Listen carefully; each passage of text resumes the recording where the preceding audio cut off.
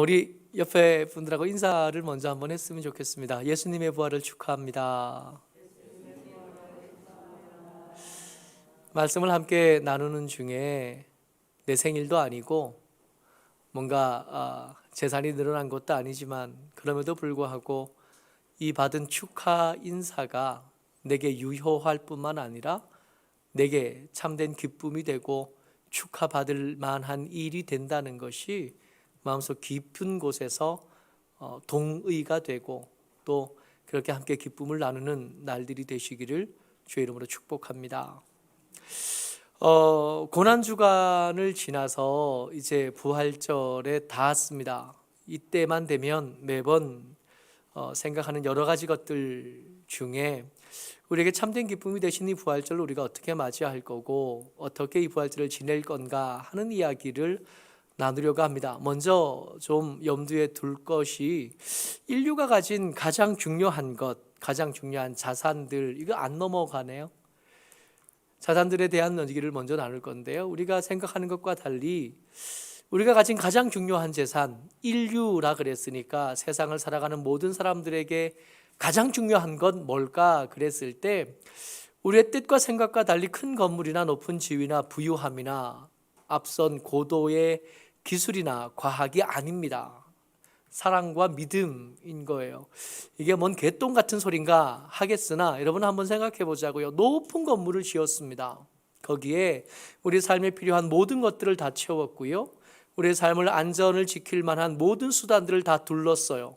누구도 거기 침범할 수 없고 누구도 그 안에서 결핍할 일이 없습니다. 그러면 그 위대하고 아름답고 완벽한 건물 가운데 우리가 거하면 우리가 행복해지겠나? 우리가 그 속에서 잘 살 수 있겠나? 가만히 생각해 볼 때 그럴 수 없다는 걸 금방 알게 돼요. 혼자 사는 건 행복하지 않을 거 아닙니까? 혼자 버티지 못할 거 아니에요. 그렇다면 누군가와 함께 있어야 될 텐데 그 사람 사이에 호의가 없다면 그 안전하고 완벽한 것들이 갖추어진 그곳에서 함께 사는 사람들 사이에 신뢰가 없다면 그곳은 절대로 탈출할 수 없는 감옥하고 다를 게 하나도 없어지거든요. 가만히 생각해 보자고요. 우리가 가진 여러 가지 위대한 것들이 있는데 좋은 차도 있을 수 있고 앞선 기술도 있을 수 있고 최근에 우주로 여행 간 사비로 연구원이나 그런 사람들이 아니고 민간인들이 우주선 타고 여행을 갔다 한 얘기를 들었습니다. 많은 것들이 가능해진 이때 옛날에는 꿈도 꾸지 못하던 것이 이제 가능해졌는데 그렇게 가능해져서 우리가 더 행복해졌느냐를 물으면 잘 모르겠는 거예요. 우리가 정말 행복해지기 위해서 우리에게 진짜 필요한 것, 인류가 여러분들과 제가 반드시 붙잡아야 될 건 뭐냐 그랬을 때 이 사랑을 빼고는 살아갈 수 없다는 걸 곧 알게 됩니다. 서로 간에 신뢰가 없이 서로를 향한 호의가 없이 한 공간에 같이 있어야 된다는 것은 지옥과 그리 다르지 않게 되는 거예요.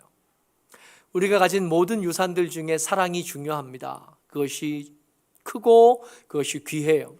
우리 간에 예수 믿는 믿음이 없는 사람이라고 할지라도 우리 옆에 함께 살아가는 사람들을 향한 신뢰가 없다면 우리의 삶은 결코 평안할 수 없습니다. 멀리 가지 않아도 돼요.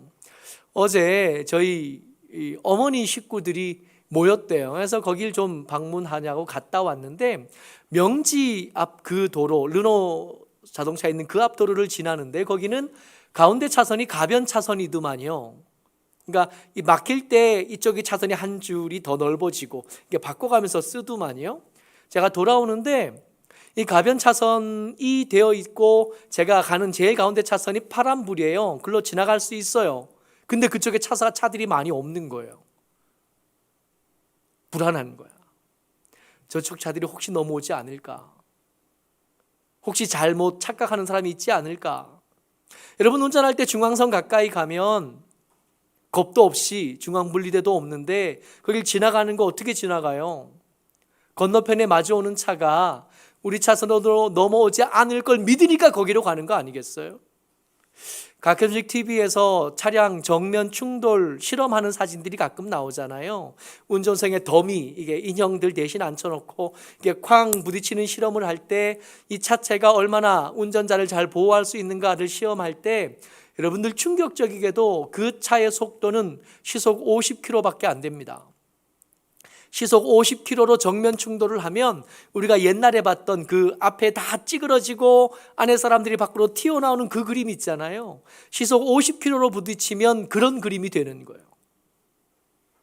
근데 중앙선 지날 때 우리 속도가 50km는 아니잖아요. 더 빨리 지나가고 있고 반대쪽의 차도 그만한 속도로 지나고 있는데 그 선을 지킨다는 신뢰가 깨어지고 나면 거기는 난장판이 될 수밖에 없는 거예요. 우리가 이 삶을 살아갈 수 있는 것은 우리 간에 서로 간에 호의가 있기 때문이고 서로 간에 최소한의 신뢰가 지켜지고 있기 때문이에요. 그러니까 살아갑니다. 문제는 우리가 가진 이 호의, 사랑 말이에요. 우리가 가진 믿음, 이 신뢰가 생각하는 것보다 훨씬 무력하다는 게 문제예요. 조금만 우리의 상황이 어려워지면, 조금만 우리의 형편이 어려워지면, 우리가 한계에 부딪히고 나면 이 위대한 사랑이 마치 없었던 것처럼 되어지는 일이 우리 삶에는 허다합니다. 이 삶을, 이 세상을 유지하게 해주는 신뢰가 한계를 만나게 되면, 극한 상황을 부딪히게 되면 이 신뢰, 이 믿음 얼마나 쉽게 깨지는지 알 수가 없어요. 지난 한 주 내내 고난주간 관련된 말씀을 묵상하면서 봤던 사람들 이야기가 떠오릅니다. 오늘 부활절인데 부활절 새벽에 무덤을 찾아온 여인들의 슬픈 사랑 이야기가 오늘 부활절만 되면 매복 반복해서 읽게 되어지죠. 오늘 읽었던 말씀입니다. 16장 1절 말씀 먼저 한번 읽어볼까요? 시작. 안식일이 지남에 막달라 마리아와 야고보의 어머니 마리아와 또 살로메가 가서 예수께 바르기 위하여 향품을 사다 두었다가, 이 여자들의 상이 얼마나 대단하냐 하면 예수님이 돌아가셨어요. 근데 예수님이 돌아가시는 시간이 금요일 오후 3시쯤 되니까 6시면 안식일이 시작되거든요. 이 3시간 안에 장례를 마쳐야 됐던 겁니다. 예수님 돌아가시고 나서 아리마대 요셉이 빌라도를 찾아가서 예수님 죽었으니까 그 시신을 내가 처리하겠습니다. 그 시신을 내게 주십시오 라고 말하고 그것을 허락을 받아내요. 돌아옵니다. 돌아와서 시신을 내리고 향품으로 씻고 그리고 천으로 감아서 미라를 만든 다음에 가까이 자기가 쓰려고 만들어 두었던 무덤에 장례를 치러요. 그리고 장례를 다 치르고 돌로 문으로 막고 난 다음에 집으로 돌아와야 돼요. 집으로 돌아올 때 6시가 넘으면 안 되는 거예요. 3시간 안에 이 일이 다 이루어져야 되는 겁니다. 바빴죠. 여자들이 예수님을 사랑하는 마음이야 크지만 그 틈에 끼어들지는 못했던 겁니다. 그리고 밤이 지나고 낮이 다 지난 다음에 토요일날, 금요일날 돌아가셨으니까 토요일날 저녁 6시가 되니까 이제 안식일이 끝나서 움직일 수 있게 됐잖아요.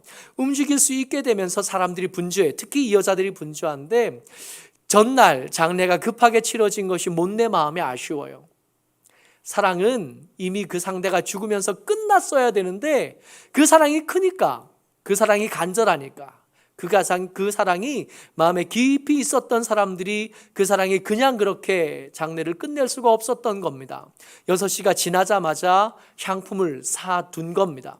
이 여자들만 바빴던 게 아니라 그때쯤 예수님을 죽였던 그 종교 지도자들도 똑같이 바빴어요. 예수님께서 살아있을 때 때때로 하셨던 말씀이 있거든요.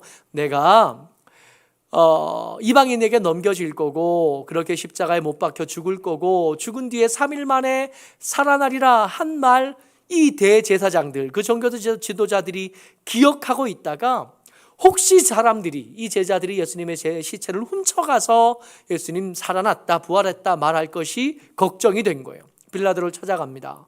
빌라도를 찾아가서 그럴 염려가 있으니까 이 닫아놓은 돌문을 임봉할 필요가 있다. 누가 뜯으면 뜯은 표시가 나도록. 그리고 제자들이 함부로 이것을 시도하지 못하도록 지키는 병사들이 필요하다. 그래서 각자 일로 바빴습니다. 그리고 아침이 된 거예요. 아직 어두울 때, 해가 다 뜨기도 전에 이 여자들이 무덤으로 갑니다. 성경의 이 고난주간, 이 즈음에 읽는 모든 말씀 중에 그래도 제일 편안하게 읽을 수 있는 말씀이 이 말씀이에요. 그 말씀 읽다 보면, 고난주간에 우리가 묵상하는 말씀들 읽다 보면 다 믿음 없었다 한 이야기, 그동안 했던 말이 그냥 말뿐이었지 지킬 힘도 지킬 생각도 없었던 말이었던 것이 다 드러난 거잖아요. 저들의 믿음 없음, 저들의 사랑 없음이 아니라 그 말씀을 읽으면서 내 믿음이 없다는 게 이렇게 자꾸 묵상이 되니까, 내 사랑이 하찮은 게 자꾸 묵상이 되니까 힘든 기간을 보낼 수밖에 없어요. 그러다가 이 여자들이 포기하지 않는 사랑이 따뜻해지는 거예요. 그래도 예수님 옆에 예수님을 안타까워하고 예수님의 그 함부로 지낸 장례를 불편해하던 사람이 있었어. 그나마 이 여자들의 사랑이 고맙고 이 여자들의 그 사랑이 감사합니다. 근데 이 귀하고 아름다운 사랑이요, 막상 돌무덤 앞에 도착하고 나니까 그게 그렇게 대단하지 않다는 것이 그 위대한 사랑의 민낯이 드러나면서 다시 불편해질 수밖에 없어요. 16장 2절 3절 같이 읽습니다. 시작. 안식 후 첫날 매우 일찍이 해 돋을 때에 그 무덤으로 가며 서로 말하되 누가 우리를 위하여 무덤 문에서 돌을 굴려주리오 하더니. 그러면 말씀을 자세히 한번 보세요. 여자들이 사랑이 위대한 사람입니다. 제자들 다 떠났을 때, 다 예수님 모른다고 할 때 이 여자들은 예수님을 떠나지 않았어요. 십자가 옆에서 끝까지 자리를 지켜서 예수님 어떻게 돌아가시는지, 십자가에서 무슨 말씀을 하시는지 그 현장을 하나하나 눈에 담고 마음에 담았던 사람입니다. 예수님이 돌아가시고 난 다음에도 그 사랑을 식지 않고 포기하지 않았고 마지막 할 수 있는 최선의 것을 다 하려고 몸부림쳤어요. 그러나 우리가 가진 사랑하고는 비교도 할 수 없을 만큼 큰 사랑을 가졌지만 그 큰 사랑을 가지고 정작 그 돌문 하나도 굴리지 못하는 거예요. 여러분, 우리가 가진 사랑에 대해서, 그리고 우리와 사랑을 나누는 사람들에 대해서 조금 더 너그러워져야 될 이유가 여기 있습니다. 우리 사랑은 그리 대단하지 않아요. 어머니의 사랑이 참 위대하고 대단하지만 여러분, 그런 위대한 어머니들보다 우리 옆에 우리와 함께 살아가는 우리 어머니들은 그저 약하고 모자라고, 더 많이 주고 싶고 더 많이 나누고 싶고 더 좋은 것으로 공급하고 싶지만 충분히 해내지 못한 한계와 그 어려움 때문에 마음에 못이 박힌 사람들이 우리 어머니들이잖아요. 여러분들이 받은 사랑, 우리가 받은 사랑, 어머니로부터 받은 사랑이 크지만 어머니가 주고 싶었던 사랑에 비해서 우리가 받은 사랑은 열에 하나도 안 될 거거든요. 한계를 넘지 못했기 때문에 그렇습니다. 결혼하기 전까지만 해도 그 여자가, 그 남자가 나를 위해서 별도 달도 따들 것 같다 그렇게 말했어도 여러분 속지 마세요. 진심이 아니라는 게 아니라 그 큰 사랑이 있었어도 한계 만나면, 돌 문 앞에 서면 지키시기 싫었던 게 아니라 지킬 수 없었던 겁니다. 이거 안다면 왜 날 더 사랑하지 해주지 않았나, 왜 더 주지 않았나, 왜 더 나눠주지 않았나 이렇게 말하는 건 서로에게 신뢰가 되는 거예요. 마음을 좀 내려놓을 필요가 있습니다. 우리는 충분히 사랑할 만큼 힘이 없어요. 우리가 가진 위대한 사랑도 이 돌문 하나 해결하지 못합니다. 사랑만 그래요? 믿음은요? 세상을 유지해 주는 게 신뢰, 이 믿음이라 그랬는데 이 믿음만 해도 그렇습니다. 제자들의 부끄러운 믿음 이야기가 계속해서 반복돼서 등장하는데 여러분, 이 제자들이 어떤 사람인들인 줄 아세요? 이 사람은 기도하고 주의 말씀을 선포할 때 악한 귀신들이 떠나가는 경험을 했던 사람들이에요. 이 사람들이 기도하면 병이 나았고요. 이 사람들이 주의 말씀을 전하면 그 말씀에 걸맞는 역사들이 일어났던 사람입니다. 예수님 부활하신 이후에 성령께서 오신 다음에 있었던 일이냐고요? 그거 아니에요.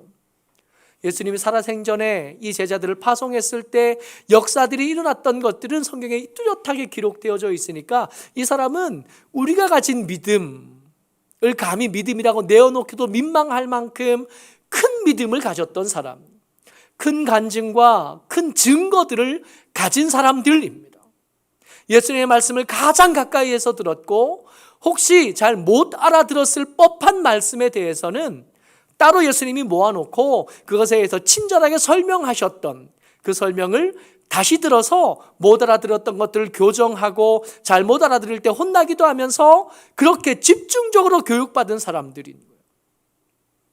우리하고 비교해서 우리가 저들보다는 좀 낫지 감히 그렇게 말할 수 없는 사람들이 이 사람들입니다. 근데 이 위대하고 크고 대단한 증거를 가진 이 믿음의 사람들이 한계에 부딪히고 나니까 그야말로 그들의 가진 믿음이 얼마나 아무것도 아니었는지를 이렇게 알몸을 드러내듯이 이렇게 드러내요.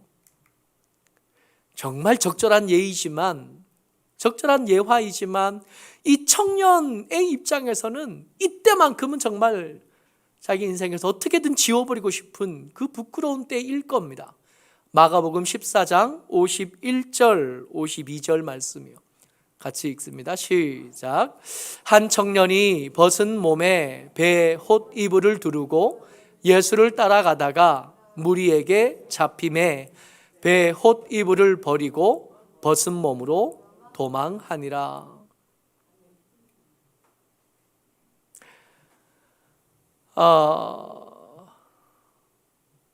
차마 이름도 못 쓰는 이 청년의 이야기예요. 예수님이 결박당하셨습니다. 예수님이 그 사랑하는 제자들 중에 한 사람의 배신으로 이제 잡히셔서 죄인이 되셨어요. 끌려가는데 아무래도 옆에 다른 동료들은 다 예수님 버리고 도망갔으나 그냥 도망가기에는 마음이 편치 않았던 것 같아요. 그래서 따라가 봐야지 예수님 어떻게 되시나 그런 기대도 했을까요? 혹시 예수님을 구해낼 수 있으면 좀 구해낼 수 있으면 좋겠다 하는 기대도 혹시라도 했을까요? 근데 막상 따라가려고 생각하니까 예수님을 잡아가던 사람들의 그 살기 등등한 눈빛이 기억이 나는 거예요. 그냥 따라갈 수가 없어요. 너무 무서워요. 너무 무서워서 그냥 따라갈 수 없으니까 어떻게 좀 안전하게 그러면서도 따라가 볼 수 있는 방법이 없을까 생각하다가 이걸 생각해낸 겁니다. 옷을 입으면 그 옷에 잡힐 거니까 옷을 벗으면 좋겠다. 그렇다고 벗은 몸으로 따라갈 수는 없으니까 천으로 좀 가리고 그렇게 따라가 봐야지. 그냥 그림으로만 보면 우스운 모습이지만 우리 이 모습 보고 웃기가 힘들어요. 저 비겁한 믿음이 우리와 그리 다르지 않다는 걸 아니까. 그 살기등등한 그 병사들의 그 폭력적인 모습에 한마디도 못할 걸 내가 그럴 거라는 걸 나도 아니까. 할 수만 있으면 따라가기도 하고 할 수만 있으면 빨리 도망갈 방법도 같이 궁리해 둬야겠으니까. 이 위대한 사람들의 믿음에 그야말로 홑입을 뺏기고 알몸으로 도망가는 그 청년의 모습이 우리 모습이라는 걸 알겠으니까 우스운데 너무 하찮은데 이 하찮은 걸 웃기는 불편하게 되어버린 이 사람들 중에 가장 앞서 있고 가장 주목받던 사람이 베드로입니다. 이 홑 입은 청년, 이 청년과 달리 이 베드로는 예수님을 끝까지 따라갔어요. 안나스의 집안까지 따라갔습니다. 요한복음에 보면 이 안나스의 집에 들어가는데 베드로 혼자 있었던 게 아니라 다른 제자 한 사람이 더 있었어요. 이 사람이 아마도 요한, 야고보의 형제 요한일 거라고 생각하는데 이 요한은 이 안나스와 안면이 미리 있었던 사람입니다. 그래서 안나스의 집에 요한은 쉽게 들어가는데 이 베드로는 못 들어가는 거예요. 밖에서 머뭇거리고 있으니까 요한이 소개를 해준 거죠. 문 지키는 그 여자 종에게. 여종이 문을 지켰습니다. 그러니까 이 여종의 책무는 뭐냐 하면 이게 폭력적인 어떤 사람이 들어올 때 이걸 지키겠다 하는 게 아닌 거예요. 만약에 이 집안에서 일어나는 일의 안전을 보장하기 위해서 지켰다면 여종이 지키지 않고 병사들이 지켰을 거 아니에요. 무기를 들고 지켰을 텐데 그 문을 지키는 사람은 여종이었다고 성경이 기록합니다. 그러니까 이 여종의 말 역시도 누가 들어올 수 있는가, 누가 들어오면 안 되는가를 가르는 그런 게 아니라 그냥 형식적으로 누가 들어왔는지를 기억해 두는 정도이었을 것 같아요. 근데 그 여종의 말에 이 베드로는 그 믿는 대로, 그 생각하는 대로 말하지 못합니다. 요한복음 18장 17절 말씀이요. 같이 읽습니다. 시작. 문 지키는 여종이 베드로에게 말하되 너도 이 사람의 제자 중 하나가 아니냐 하니 그가 말하되 나는 아니라 하고, 아까 말씀드렸던 것처럼 이 여자는 문을 힘으로 지키는 사람이 아니에요. 힘으로 지켜야 됐다면 병사들이 있었겠죠. 힘으로 지키는 사람이 아니라 그저 그냥 우리 지하철 탈 때 이 띡 하고 찍잖아요. 버스 탈 때 띡 찍는 것처럼 그저 통과 의례입니다. 그래서 질문이 부정의무문으로 질문하는 거예요. 너 아니지? 아니라고 물었으니까 그럼 나 아니지 하고 대답하고 들어가는 겁니다. 그냥 일상적인 대화였고 형식적인 대화였어요. 폭력을 수반한 게 아니고 강제를 수반한 질문이 아닙니다. 근데 그럼에도 불구하고 악의나 강제하는 의미가 없음에도 불구하고 베드로는 그 믿음으로 1등 가는 이 사람은 더 많은 기적들을 경험하고 변화산에서 예수님의 그 찬란한 모습까지 확인했던 베드로는 아니 나 저 사람 아는데, 나 저 사람 제자인데 라고 말하지 못했던 거예요. 안 믿었다 그러기는 힘듭니다. 그 안에 믿음이 있었겠으나 그 안에 믿는 믿음대로 말해 주지 못한, 예수님을 사랑하지 않았거나 아니요 그러진 않을 겁니다. 그러나 그 사랑이 내 속에서 사랑이 있다 한 그 사랑이 입으로 표현되지는 못하는, 참 한심한 모습인데 우리 삶을 가만히 돌아보면 믿음을 드러내야 될 때 지레 짐작한 뒤에 아닌 척하는 우리의 모습까지 떠오르니까 그저 편안할 수만은 없는 거예요. 우리의 세상을 유지해가는 가장 위대하고 중요한 것이 사랑과 믿음입니다. 선의와 신뢰가 이 세상을 유지하게 만들어요. 그런데 그 중요한 것이 무력하고 그 중요한 것이 초라해지는,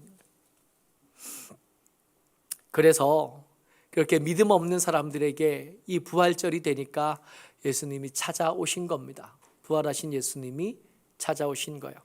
이 찾아오신 이 부활하신 예수님을 만나는 은혜가 오늘 같이 예배하는 저와 여러분 모두에게 있게 되시기를 주의 이름으로 축복합니다.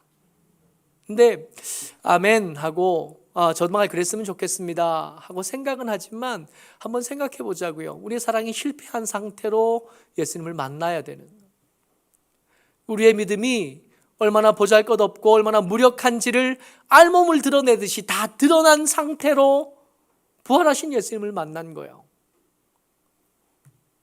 심지어는 이 마가복음은 그 일에 대해서 뭐라고 기록하냐면 예수님이 오실 때 그 모인 사람들, 그 안에 모인 사람들의 상태가 어땠는지에 대해서 이렇게 기록합니다. 16장 11절이에요. 마가복음 16장 11절입니다. 시작. 그들은 예수께서 살아나셨다는 것과 마리아에게 보이셨다는 것을 듣고도 믿지 아니하리라. 그러니까 부활하신 예수님이 제자들에게 올 때 제자들 중에 어떤 사람은 예수님의 빈 무덤을 확인한 다음이라고요. 베드로와 요한은 무덤에 가서 예수님이 시신이 없어졌다는 거, 그 무덤이 비어 있다는 걸 요한은 밖에서 봤고 베드로는 들어가서 봤고, 따로 머리를 싼 그대로 폭 주저앉은 머리를 싼 수건을 확인한 다음이에요. 그리고 집에 왔는데 마리아는 그냥 집에 오지 않고 거기 기다렸다가 기어코 부활하신 예수님을 만나고 돌아온 겁니다. 무덤이 빈 걸 확인했고 먼저 돌아온 사람과 달리 뒤에 돌아온 사람이 그 무덤이 비어진 게 시신을 누가 가져가서 그런 게 아니라 부활하신 예수님이 부활하셨기 때문이라고. 그 예수님을 내가 끌어안았다가 예수님이 불편하다고 좀 떨어지라고 하는 말까지 들었다고. 그 말을 해줬는데도 안 믿었다는 거예요.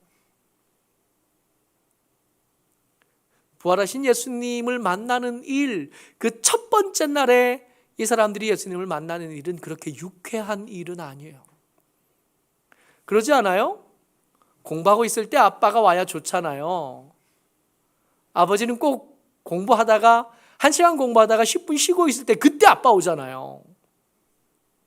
그렇지 않아요? 열심히 일하고 있을 때 사장님 안 오고 잠깐 쉬는데 꼭 그때마다 사장님 오잖아요. 내가 잘하고 있을 때 좀 누가 봐주면 좋은데 잘 안 하고 있을 때 잠깐 엉덩이 붙였는데 그때 누가 오잖아요. 나 그 장면이지 않아요? 빈 무덤도 확인했고, 그리고 우리가 일찍 안 왔으면 그 예수님 만났을 법한 그런 기회를 놓친 이 사람에게 예수님 만나봤던, 예수님 만져봤던, 예수님을 끌어안아봤던 사람이 와서 내가 예수님 만났어. 얼마나 확신 있게 말했을까요? 생각해 보세요. 이 말을 하는 막달라 마리아가 그 예수님을 만나기 전의 표정을 한번 떠올려 보자고요. 얼마나 슬퍼. 그 슬픔으로 세상을 다 빼앗긴 것 같은 표정이다가 예수님을 만나고 돌아왔을 때 그가 얼마나 기뻐했을까요? 그 기쁜 표정으로 말하는데 그거 안 믿어줬다는 거 아니에요. 이 여자가 미쳤네. 그러고 있었다는 거 아닙니까? 이 여자만 있었던 게 아니에요. 16장 13절입니다. 시작. 두 사람이 가서 남은 제자들에게 알리었으되 역시 믿지 아니하니라. 이거 누구 얘기인지 우리 다른 복음서 여러 번 읽어봤으니까 알잖아요.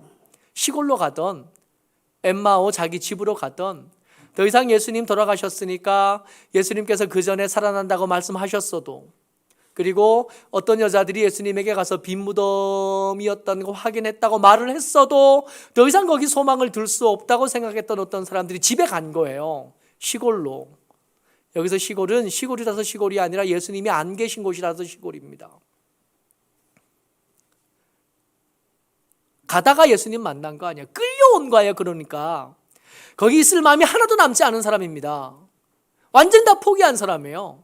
근데 예수님께서 이 사람들이 포기가 안 돼서 데리고 온 거 아니에요. 가서 굳이 가서 그들에게 예수님이 평소 하셨던 얘기들 설명해 주시고 그 불안하고 실망한 마음들을 다시 회복시켜 주시고 음식을 나눌 때 당신의 원래 모습을 보여주셔서, 그래서 차마 계속 갈 수 없어서, 차마 계속 거기 머물 수 없어서 얼른 뛰어온 사람들인 거 아니에요. 그러니까 이 예루살렘을 떠날 때의 표정과 돌아왔을 때의 표정은 정말 딴 사람이라고 할 만큼 다른 표정이었을 거 아니에요.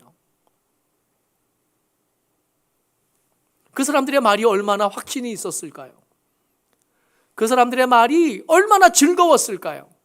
그러니까 지금 분위기를 생각하면 하나도 안 어울리는데 예수님을 봤으니까, 부활하신 예수님을 봤으니까 그 예수님의 부활하신 것 말하는 그 목소리에는 근심도 불신도 아무것도 없어요. 정말 기쁨과 감사만 있는 거예요. 근데 그 말을 들어도 역시 믿지 않는 거예요. 그때 오신 겁니다. 참 더디 믿고 참 모자란 사람들, 그리고 그 모자란 모습이 제일 클 때, 그때 예수님께서 거기 오신 거예요. 근데 정말 감사한 것은 그 장면, 그 지질이 못난 제자들 가운데 오실 때 예수님의 나타나시는 그때 장면을 성경은 어떻게 시작하냐 하면 누가복음 16장 14절 제일 앞부분이에요. 같이 읽습니다. 시작. 그 후에 11 제자가 음식을 먹을 때 그들에게 나타나사. 그 못난 제자들이 모여있는 그들을 성경이 뭐라고 부르냐 하면 그 후에 11 제자가 하고 부르시는 거예요. 사랑에 실패한 사람들, 믿음에 실패한 사람들, 그 알몸, 그 부끄러운 것을 다 드러낸 사람들을 여전히 제자라고 부르신 거예요. 제자들은 예수님이 스승인 것을 부인했잖아요. 버려두고 도망갔고 배신했고 모른다 그랬고 저주하고 맹세까지 했거든요. 근데 그런 제자들을 향하여 뭐라고 부르시냐면 그럼에도 불구하고 아직 내 제자들이라고 부르셨다는 겁니다. 부활절은 이런 부끄러운 상태에서 여전히 우리를 제자라고 부르시는 예수님을 만나는 거예요. 그게 부활절이에요. 근데 이 장면이 요한복음에는 더 가슴 아프게, 더 감사하게, 더 특별하게 기록이 돼요. 요한복음 20장 17절 가운데 말씀만 제가 빼왔어요. 같이 읽습니다. 시작. 너는 내 형제들에게 가서 이르되 내가 내 아버지 곧 너희 아버지 내 하나님 곧 너희 하나님께로 올라간다 하라. 이게 무슨 얘기냐면 아까 막달라 마리아가 부활하신 예수님을 처음 만났잖아요. 근데 아직 이 막달라 마리아만 부활하신 예수님을 만났지 금방 왔다 간 베드로와 요한은 아직 못 만난 거죠. 그 주변에 이 무덤에도 아직 오지 않았던 다른 제자들은 아직 예수님이 부활하셨다는 것을 확인하지 못했다는 거 아니에요. 그 사람들에게 가서 말 좀 해주라 그런 거예요. 무슨 말을 해주냐 그러면 그 사람들한테 가는데 그 사람이 누구예요? 내 형제들이에요. 그 사람들이 누구냐 하면 내 아버지, 너희들에게도 아버지, 내 하나님, 너희들에게도 하나님, 그분께로 내가 간다고 말해줘라. 사랑에 실패한 사람들입니다. 믿음에 실패한 사람이고 그들의 믿음이 얼마나 얄팍한지를 들킨 사람들이요. 들켰으니까 부끄럽고 들켰으니까 당황스럽고 들켰으니까 해필 좀 더 있다 오시지 하는 마음이 가득한 그때 예수님께서 오셔서 뭐라 그러냐면 그럼에도 불구하고 너희는 내 형제. 기가 막힌 게 요한복음에서 제자들을 향하여 형제라고 부른 본문은 여기밖에 없어요. 그동안 믿음이 좋고 예수님 옆에 잘 붙어 있을 때조차도 그 제자들을 향하여 형제라고 부르지 않으셨어요. 스승과 제자 사이였다 그랬고 십자가에 점점 가까워지면서 내 친구라 그러셨던 것이 믿음이 제일 없을 때, 사랑이 하나도 남지 않았을 그때 이 사람들은 내 형제다 라고 말씀하십니다. 내가 아버지한테 갈 텐데 이 아버지는 내 아버지만 아니라 너희들의 아버지이기도 하지 하고 말씀해 주셨던. 물론 이 뒷얘기가 편안하지만은 않아요. 왜요? 잘못한 게 있잖아요. 내 제자들, 여전히 너희들은 내 제자들이고 내 형제고 내 아버지는 너희들의 아버지이기도 해. 그건 그거고 혼날 건 있죠. 혼날 거. 16장 14절 그 뒤에 이어지는 말씀입니다. 같이요. 시작.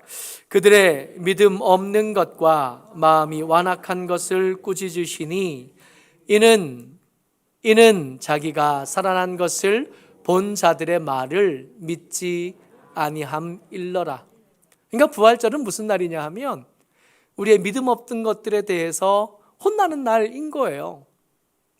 그동안 우리의 사랑이 지나치게 이기적이었고 보잘것 없었던 것들에 대해서 회초리 들고 찾아오신 예수님 만나고 종아리도 맞고 야단도 맞고 잘못했다고 싹싹 빌기도 하고 그런 날이에요. 그런데 그 꾸짖음을 맞는 날이기는 하나 그 꾸짖음에 깔려진 생각은 여전히 혼내켜서라도 반듯하게 세워야 될 내 형제들 이야기, 야단을 쳐서라도 다시 회복시켜야 될 내 친구들의 이야기고 내 아버지의 아들들의 이야기인 거예요.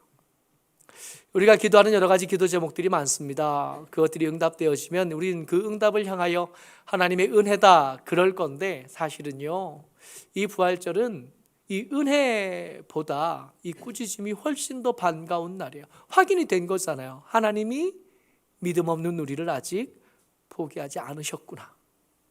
하는 게 확인되는 날. 그래서 예수님의 부활은 축하를 할 만한 날이고 축하를 받을 수 있는 날이 된.